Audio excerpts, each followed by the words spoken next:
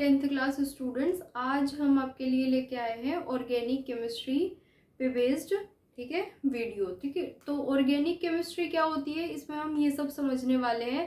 ठीक, क्यों organic chemistry में कार्बन इतना इम्पोर्टेंट है। तो ध्यान से समझने के लिए आपको सबसे पहले समझना पड़ेगा कि ऑर्गेनिक केमिस्ट्री में कौन से मेन कंपाउंड्स होते हैं। ठीक है, और जो आपके ऑर्गेनिक केमिस्ट्री के कंपाउंड्स होते हैं वो कैसे इनऑर्गेनिक केमिस्ट्री से अलग होते हैं, कार्बन का क्या मेन रोल है। ठीक है, तो ध्यान से समझना। Organic chemistry, organic means organic, जो naturally compounds, naturally occurring compounds होते थे, तो वो ऑर्गेनिक कंपाउंड्स कहलाते थे बेसिकली, जो नेचुरली ऑकरिंग कंपाउंड्स होते हैं। ठीक, स्टार्टिंग में जब केमिस्ट्री की ज़्यादा इंफॉर्मेशन नहीं थी, तो बहुत शॉर्ट इंफॉर्मेशन केमिस्ट्री की जब होती थी, तो उस टाइम क्या सोचा गया कि जो ऑर्गेनिक कंपाउंड्स होते हैं उनको सिंथेसाइज करना बहुत मुश्किल है, मतलब उनको सिंथेसाइज नहीं किया जा सकता। लेकिन क्या हुआ, कुछ साइंटिस्ट आपके ऐसे आए। सबसे पहले तो एक साइंटिस्ट आए, होलर। ठीक है, उन्होंने लैब में क्या बनाई, आपकी यूरिया बनाई। ठीक, तो यूरिया एक ऑर्गेनिक कंपाउंड है, और जब यूरिया बन गई, किससे बनी, इनऑर्गेनिक कंपाउंड से। ठीक है, तो सबसे पहले जो आपका लैब में ऑर्गेनिक कंपाउंड सिंथेसाइज हुआ, तो वो क्या था, आपका यूरिया था। ठीक है, तो यूरिया किससे बना, अमोनियम साइनाइड से।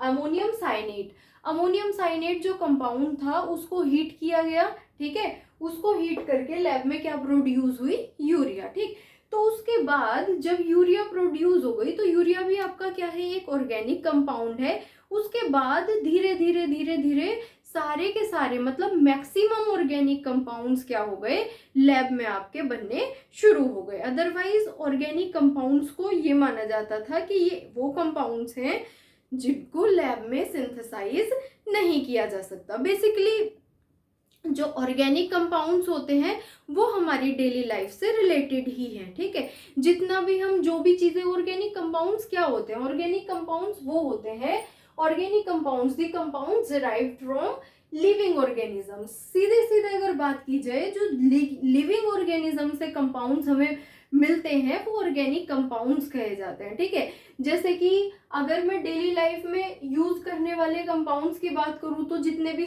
हम सोप यूज करते हैं, जितने भी शैम्पूज यूज करते हैं, परफ्यूम्स, क्लोथ्स, जितने भी कपड़े हम पहनते हैं, ठीक है, कार्बोहाइड्रेट्स जो भी हम खाते हैं, कार्बोहाइड्रेट, प्रोटीन, फैट, विटामिन, ठीक है, और जो फ्यूल हम यूज करते हैं जैसे नेचुरल गैस, पेट्रोलियम प्रोडक्ट्स हैं, ठीक, मेडिसिन हैं और डाइज हैं, ये सब हमारी क्या होते हैं, ऑर्गेनिक कंपाउंड्स। तो अगर मैं मेनली बात करूँ तो हमारी जो लाइफ है वो मैक्सिमम ऑर्गेनिक कंपाउंड्स पे ही बेस्ड है, कि मतलब थोड़े टाइम भी हम ऑर्गेनिक कंपाउंड्स के बिना नहीं रह सकते। मैक्सिमम जो हमारा यूज है वो ऑर्गेनिक कंपाउंड्स का ही है। ठीक है, तो ऑर्गेनिक कंपाउंड्स जो होते हैं आपके, वो बेसिकली ऑर्गेनिक कंपाउंड्स जिस केमिस्ट्री में पढ़े जाते हैं, तो उस केमिस्ट्री को ऑर्गेनिक केमिस्ट्री कहते हैं। तो 10th क्लास में ऑर्गेनिक केमिस्ट्री का जो आपका है वो स्टार्टिंग है, बेसिक्स है। ठीक है, तो आपको समझना पड़ेगा कि ऑर्गेनिक केमिस्ट्री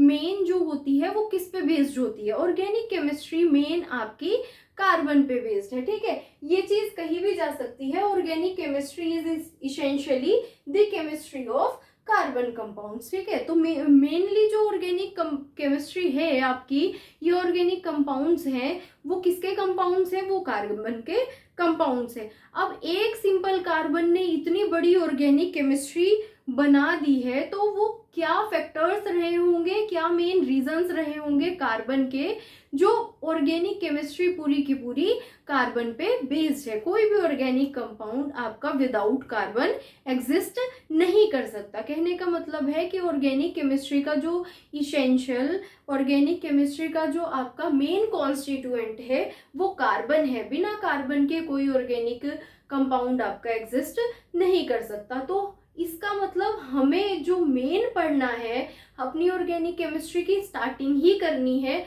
वो कहाँ से करनी है, कार्बन से करनी है, ठीक है। Unique behaviour of carbon, carbon का ऐसा कैसा बिहेवियर था जो उसने पूरी की पूरी ऑर्गेनिक केमिस्ट्री बना दी, ठीक है। तो अब हम सबसे पहले कार्बन को पढ़ना शुरू करते हैं, यूनिक बिहेवियर ऑफ कार्बन। तो ये वो रीजंस हैं जिनकी वजह से कार्बन आपकी ऑर्गेनिक केमिस्ट्री का मेन कॉन्स्टिट्यूएंट है, या हम कह सकते हैं कि पूरी की पूरी ऑर्गेनिक केमिस्ट्री किस पर बेस्ड है, आपकी कार्बन पे बेस्ड है, ठीक है। तो सबसे पहला जो आपका यूनिक बिहेवियर है कार्बन एटम का, वो है tetravalency of carbon atom. Carbon atom क्या है, टेट्रावेलेंसी होती है कार्बन एटम में, कार्बन 4 बॉन्ड बना सकते हैं, ठीक है। रीजन, जो कार्बन होता है तो कार्बन का जो एटॉमिक नंबर है, अगर हम बात करें एटॉमिक नंबर ऑफ कार्बन, तो वो कितना होता है आपका 6, ठीक है। वैलेंस इलेक्ट्रॉन कितने हो गए इसके 2 4, तो वैलेंस इलेक्ट्रॉन है आपके 4। तो कार्बन 4 वैलेंस इलेक्ट्रॉन रखता है, कितने वैलेंस इलेक्ट्रॉन रखता है कार्बन 4, ठीक है। तो ऑक्टेट कंप्लीट करने के लिए कार्बन क्या करता है, अपने 4 वैलेंस इलेक्ट्रॉन होते हैं, तो कार्बन की जो मेन प्रॉपर्टी है वो ये है कि कार्बन 4 इलेक्ट्रॉन अपने डोनेट भी कर सकता है, ठीक है, और 4 इलेक्ट्रॉन किसी से क्या कर सकता है, ले भी सकता है। Either it can donate it's 4 electrons, ठीक है, और इट कैन गेन 4 इलेक्ट्रॉन्स। तो कार्बन क्या है, टेट्रावेलेंसी शो करता है, कितनी वैलेंसी शो करता है, टेट्रावेलेंसी, ठीक है। तो कार्बन की अगर मैं बात करूं तो कार्बन बेसिकली 1 2 3 4, ठीक है, ये 4 वैलेंस इलेक्ट्रॉन है कार्बन के। तो कार्बन 4 तरफ क्या बना सकता है, सिंगल सिंगल बॉन्ड बना सकता है। सपोज अगर मेरे पास कोई हाइड्रोजन है, ठीक है, हाइड्रोजन के वैलेंस इलेक्ट्रॉन कितने होते हैं 1, ठीक है। तो ये 4 हाइड्रोजन के साथ, ठीक है, एक एक की शेयरिंग में क्या बना लेगा, बॉन्ड बना लेगा, ठीक, ऐसे। तो कार्बन की मेन जो है वो क्या है, आपकी टेट्रावेलेंसी है। कार्बन टेट्रावेलेंसी शो करता है, 4 बॉन्ड बना सकता है कार्बन, ठीक। तो ये भी कार्बन का क्या है, आपका यूनिक बिहेवियर है, ठीक। नेक्स्ट आते हैं कैटिनेशन। अब कैटिनेशन प्रॉपर्टी क्या होती है, तो कैटिनेशन प्रॉपर्टी होती है आपकी सेल्फ लिंकिंग, ठीक। अगर कोई एटम आपस में सेल्फ लिंकिंग शो करते हैं और वो लिंक एक दूसरे से लिंक होते होते, कनेक्ट होते होते बहुत बड़े बड़े क्या कहते हैं, आपके मैक्रोमोलिक्यूल्स बनाते हैं, ठीक। तो वो प्रॉपर्टी आपकी क्या कही जाती है, कैटिनेशन प्रॉपर्टी, मतलब पावर ऑफ सेल्फ लिंकिंग, या आप कह सकते हैं self linking power of any atom, ठीक है, is called catenation. To form long chain is called catenation, ठीक है। तो क्या है आपकी the property of self linking, ठीक है, the property of self linking of atoms, जब एटम्स आपस में ही जुड़ते चले जाते हैं। फॉर एग्जाम्पल जैसे कार्बन है, कार्बन कार्बन कार्बन आपस में जुड़ते चले गए, जुड़ते ही चले गए, बहुत लंबी कार्बन चेन बना ली, ठीक है। तो क्या है, the property of self linking of atoms of any element, catenation property. अगर कोई एलिमेंट शो करता है, ठीक है, तो क्या होता है, आपस में कनेक्ट हो के बहुत लंबे मॉलिक्यूल्स बना लेते हैं। तो property of self linking of any element या of an element through covalent bonds to form a long carbon chain is called catenation, ठीक है। तो कैटिनेशन क्या होती है, the property of self linking of any atom, ठीक है, to form a long chain is called catenation property, ठीक है। तो कार्बन क्या करता है, कार्बन कैटिनेशन प्रॉपर्टी भी शो करता है, ठीक। कार्बन की टेंडेंसी है, कार्बन आपस में सेल्फ लिंकिंग के थ्रू आपस में कनेक्ट होते होते होते होते बहुत लंबी लॉन्ग कार्बन चेन बनाते हैं, ठीक है।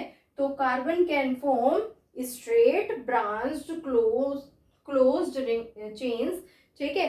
तो कार्बन भी आपस में लिंक हो के बहुत लंबी कार्बन चेन बना सकता है, ठीक है। Carbon can shows catenation property and form long macro molecules, ठीक है। तो अब दूसरी बात क्या है, तो उसमें क्या आ जाती है आपकी, स्ट्रेट चेन भी आ सकती है, ब्रांच्ड चेन भी आ सकती है, क्लोज्ड स्ट्रक्चर्स भी आ सकते हैं। फॉर एग्जाम्पल जैसे कार्बन आपस में अगर स्ट्रेट लाइन में कनेक्ट होते चले जाते हैं तो क्या बन गई आपकी, स्ट्रेट लाइन कार्बन चेन बन गई। ठीक है, और क्या हो सकता है, कार्बन ब्रांचिंग भी शो कर सकता है, जैसे कि बहुत सारे कार्बन एक लाइन में जुड़ गए। ठीक है, एक कार्बन से फिर नीचे की तरफ कार्बन की चेन जुड़ने शुरू हो गई। ठीक है, फिर क्या हुआ, एक बहुत लंबी चेन है, उनके नीचे फिर कार्बन की चेन जुड़नी शुरू हो गई, इस कार्बन के नीचे भी एक कार्बन की चेन जुड़ सकती थी। तो ये क्या होती है, ब्रांचिंग, जैसे शाखाएं निकलती है ऐसे स्ट्रेट लाइन में ब्रांचिंग भी हो सकती है। जैसे स्ट्रेट लाइन है, इसके नीचे कार्बन जुड़ जाएगा, ठीक, इसके नीचे कार्बन जुड़ सकता है। ये जो आप ये वाली वैलेंसी देख रहे हैं, या तो carbon carbon single bond connect होते हैं, नहीं तो कार्बन की जो वैलेंसी कंप्लीट होती है वो हाइड्रोजन के थ्रू होती है। ठीक है, नॉर्मल अगर मैं बात करूं किसी ऑर्गेनिक कंपाउंड की, तो जैसे मीथेन का ही एग्जांपल ले लेते हैं हम, CH4 है, एक कार्बन है, उसके पास 4 हाइड्रोजन होने इसेंशियल है जो उसके साथ 4 बॉन्ड बना रहे होंगे। ठीक है, अदरवाइज क्या होता है, आपके कार्बन कार्बन जैसे कनेक्ट है। ठीक, तो यहाँ क्या है, ये कार्बन इस तरफ कार्बन से कनेक्ट है, इस तरफ कार्बन से कनेक्ट है, तो यहाँ हाइड्रोजन हो सकती है, यहाँ हाइड्रोजन हो सकती है। तो जो वैलेंसी कंप्लीट करवाने का काम करती है नॉर्मल स्ट्रक्चर में, वो हाइड्रोजन काम करती है। वो हम सीखेंगे कि क्या हाइड्रोकार्बन्स होते हैं, इसीलिए बोला जाता है हाइड्रोकार्बन्स, हाइड्रोजन और कार्बन के कंपाउंड्स। ठीक, अब ब्रांचिंग ऐसे होती है कि स्ट्रेट लाइन में आके जब कार्बन नीचे की तरफ ब्रांचिंग ऐसा जैसे शाखाएं होती है पेड़ की उस तरह से जुड़ते हैं तो वो ब्रांच स्ट्रक्चर्स कहे जाते हैं। ठीक है, तो वो भी कार्बन बना सकता है।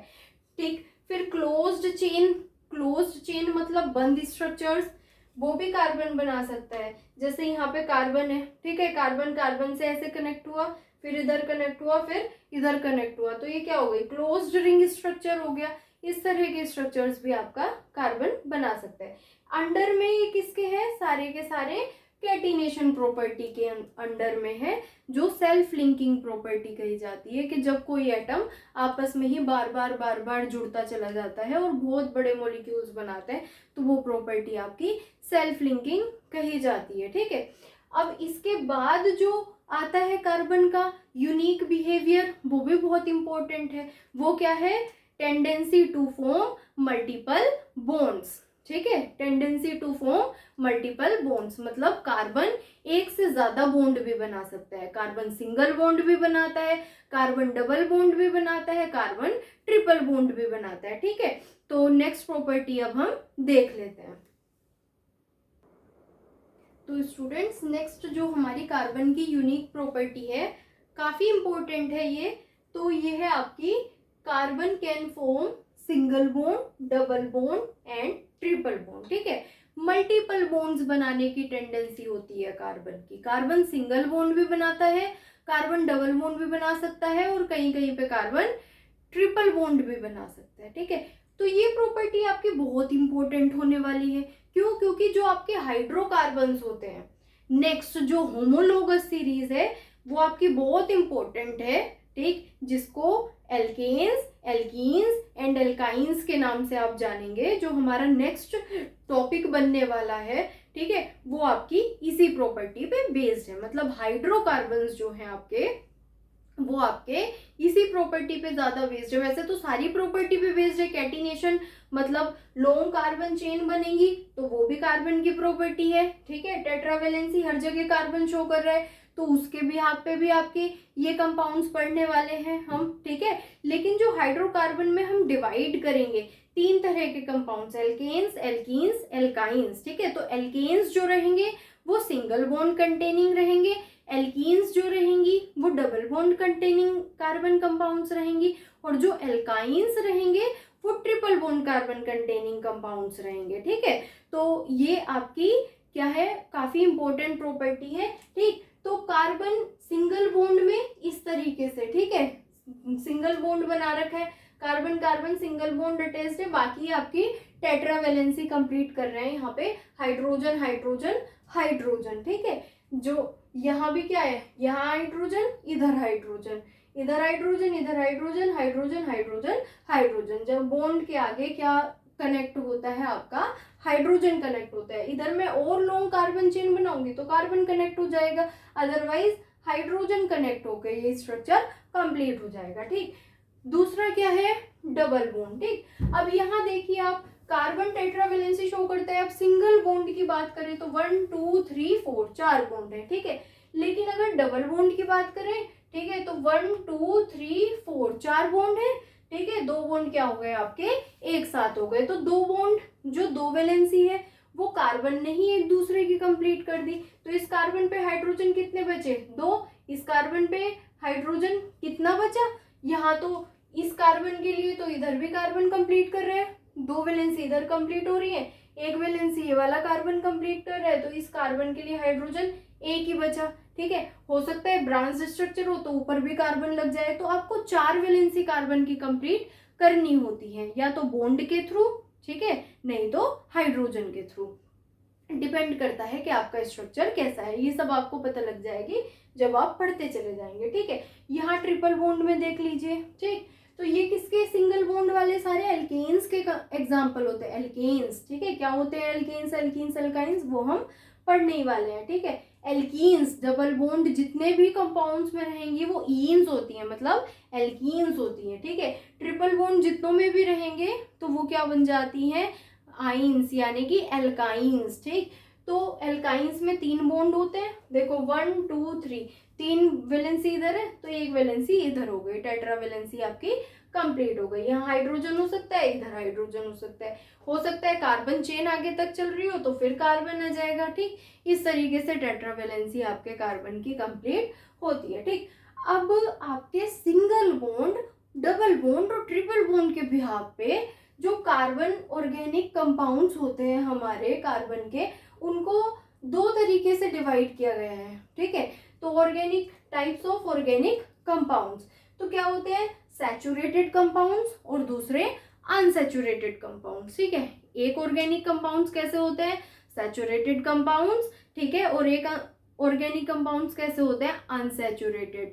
तो एस से सैचुरेटेड, एस से सिंगल बॉन्ड कंटेनिंग। ठीक है, तो सैचुरेटेड कंपाउंड्स कौन से होते हैं, all single bond containing organic compounds are saturated compounds. ठीक है, याद रखना, एस से सिंगल तो सैचुरेटेड कंपाउंड्स। ठीक, तो जितने भी सिंगल बॉन्ड कंटेनिंग कंपाउंड्स होते हैं वो सारे के सारे आपके सैचुरेटेड कंपाउंड्स होते हैं। ठीक है, तो फॉर एग्जांपल अब मैंने आपको ये बताए थे कि जब सिंगल बॉन्ड बनता है तो एल्केन्स रहती हैं, जब डबल बॉन्ड होता है तो एल्कीन्स होती हैं, और जब ट्रिपल बॉन्ड होता है तो एल्काइंस होती हैं। अब ये तो हमें पूरी की हाइड्रोकार्बन में पढ़ना ही है, एल्केन्स की होमोलोगस सीरीज को, एल्कीन्स की, ठीक है, और एल्काइंस की। तो जितने भी सिंगल बॉन्ड कंटेनिंग होते हैं, मतलब जो एल्केन्स होते हैं, वो सारे क्या कहे जाएंगे, आपके सैचुरेटेड कंपाउंड्स कहे जाएंगे। ठीक है, तो अब आपको पता ही चल जाएगा सैचुरेटेड कंपाउंड्स के एग्जाम्पल कौन से हो गए, सारे के सारे एल्केन्स आपके सैचुरेटेड क्या हो गए, कंपाउंड्स हो गए। क्या होते हैं एल्केन्स, वो हम पढ़ेंगे नेक्स्ट टॉपिक में। ठीक, तो एल्केन्स अभी आप एग्जाम्पल समझ लीजिए, CH4 मीथेन, ठीक है, C2H6 इथेन, C3H8 प्रोपेन। कैसे बनती है ये पूरी होमोलोगस सीरीज, वो आप पढ़ेंगे ही। ठीक है, फिलहाल जस्ट सैचुरेटेड कंपाउंड जो होते हैं वो सिंगल बॉन्ड कंटेनिंग होते हैं, और ऑल एल्केन्स होती हैं, जितनी भी एल्केन्स होती हैं वो सब सैचुरेटेड होती है, क्योंकि एल्केन्स क्या है, एल्केन्स आपके वो कंपाउंड्स है जो सिंगल बॉन्ड कंटेन करके रखते हैं। तो CH4 मीथेन, ठीक है, C2H6 C3H8, ये मैंने आपको इनके स्ट्रक्चर्स दिखाए हैं। तो अब अनसैचुरेटेड कंपाउंड्स भी देख लेते हैं। ठीक है, ठीक है, तो अब हम देखते हैं आपके अनसैचुरेटेड कंपाउंड्स। ठीक, तो all carbon containing compounds having double bonds और ट्रिपल बॉन्ड्स, ठीक है, आर कॉल्ड अनसैचुरेटेड कंपाउंड्स। तो जितने भी आपके कार्बन कंटेनिंग बॉन्ड्स, मतलब कार्बन कंटेनिंग कंपाउंड्स होते हैं जो डबल बॉन्ड रखते हैं और ट्रिपल बॉन्ड रखते हैं, ठीक, तो वो सारे के सारे आपके अनसैचुरेटेड कंपाउंड्स कहे जाते हैं। ठीक है, सैचुरेटेड कंपाउंड्स वो जो सिंगल बॉन्ड कंटेनिंग होते हैं और अनसैचुरेटेड कंपाउंड्स वो जो डबल बॉन्ड और triple bond carbon containing compounds होते हैं, ठीक है। तो जितने भी आपके एल्कीन्स के अंडर कंपाउंड्स आते हैं और जितने भी आपके एल्काइंस के अंडर कंपाउंड आते हैं, ठीक है, क्यों? क्योंकि एल्केन्स वो होते हैं जो सिंगल बॉन्ड कंटेनिंग रखते हैं, सारी की सारी होमोलोगस सीरीज एल्केन्स की सिंगल बॉन्ड रखती है। एल्कीन्स वो होती हैं जो डबल बॉन्ड रखती हैं, एल्काइंस वो होती हैं जो ट्रिपल बॉन्ड रखती हैं, ठीक है। तो सारी की सारी एल्कीन्स और एल्काइंस आपके एग्जाम्पल हो सकते हैं किसके? अनसैचुरेटेड कंपाउंड्स के, ठीक है। तो देख लेते हैं, एल्कीन्स डबल बॉन्ड कंटेनिंग, ठीक है, एल्काइंस ट्रिपल बॉन्ड कंटेनिंग। अब जैसे आप नेक्स्ट वीडियो में होमोलोगस सीरीज पढ़ेंगे तो आपको ये नाम जो जैसे इथीन, प्रोपीन, ये सब पता लग जाएंगे, ठीक। एक बारी फिर भी मैं थोड़ा समझाने की कोशिश करूंगी।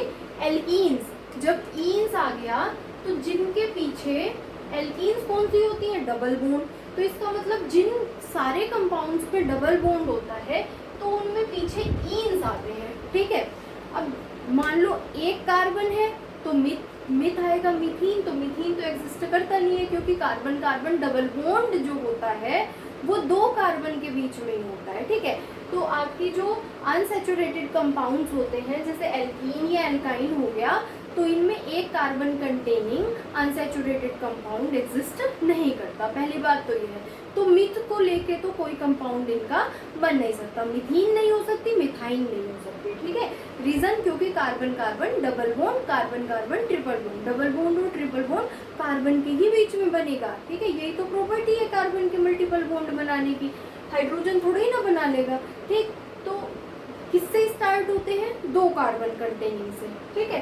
तो दो कार्बन कंटेनिंग कंपाउंड्स के लिए हम इथ यूज करते हैं, 3 के लिए प्रोप यूज करते हैं, 4 के लिए ब्यूट यूज करते हैं। इस तरीके से होमोलोगस सीरीज बन जाती है। अब डबल बॉन्ड कंटेनिंग है तो ईन आ जाएगा सब में। तो जैसे ये दो कार्बन कंटेनिंग है और डबल बॉन्ड है तो क्या हो गया? इथीन हो गया, ठीक। तो इथीन का स्ट्रक्चर आपका दो कार्बन कंटेनिंग, दो कार्बन, इनके बीच में मैंने डबल बॉन्ड बना दिया, ठीक है। अब टेट्रावेलेंसी मुझे कंप्लीट करनी है तो हाइड्रोजन हाइड्रोजन हाइड्रोजन हाइड्रोजन, तो अपने आप देखो क्या हो गया? C2H4 जो क्या होता है? इथीन, ठीक है। 3 कार्बन कंटेनिंग एल्कीन की बात करूंगी तो C3H6। कैसे? देखो 1 2 3 कार्बन बनाए। अब ईन है तो डबल बॉन्ड जरूर होगा, ठीक है। डबल बॉन्ड लगाया, अब वैलेंसी कंप्लीट कर दी, एक हाइड्रोजन 4 इसकी हो गई पूरी। 1 2 3 कार्बन के बॉन्ड यहाँ थे तो एक हाइड्रोजन इस पे, ठीक है।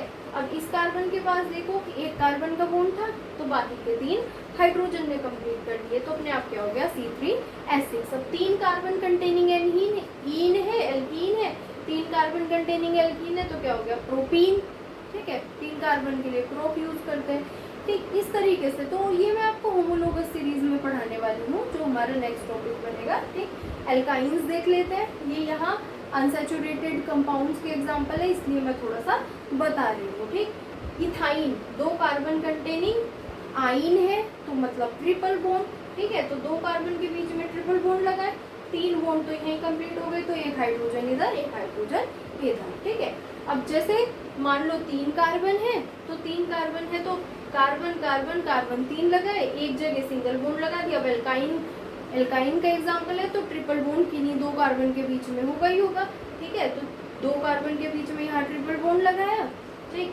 1 2 3 वैलेंसी यहाँ कंप्लीट है तो एक हाइड्रोजन से कंप्लीट हो गई। इस कार्बन के पास आएंगे तो 1 2 3 4 ऑलरेडी कार्बन कार्बन बॉन्ड के थ्रू ही चारों वैलेंसी कंप्लीट है। इस कार्बन के पास आए तो 1 2 3 और एक ये कार्बन वाली 4, तो वैलेंसी हो गई कंप्लीट C3H4। तो ये कितने हैं? 3 कार्बन कंटेनिंग एल्काइन है तो प्रोपाइन। अब C3H4 C2H2 ये कैसे आता है? ये हम होमोलोगस सीरीज में देखेंगे। होमोलोगस सीरीज में हमें एक फॉर्मूले पढ़ने की जरूरत होती है कि एल्केन्स, जितने एल्केन्स होते हैं वो इस फॉर्मूले को फॉलो करते हैं, जितनी एल्कीन्स होती हैं वो इस फॉर्मूले को फॉलो करेंगी, ठीक है। और जितनी भी एल्काइंस होती हैं वो किस फॉर्मूले को फॉलो करेंगी? नेक्स्ट जो होगा, ठीक। और सारी की सारी होमोलोगस सीरीज आपके सामने आ जाएगी, एल्केन्स और एल्काइंस, और वो ही होते हैं आपके हाइड्रोकार्बन्स, ठीक है। तो वो हम नेक्स्ट वीडियो में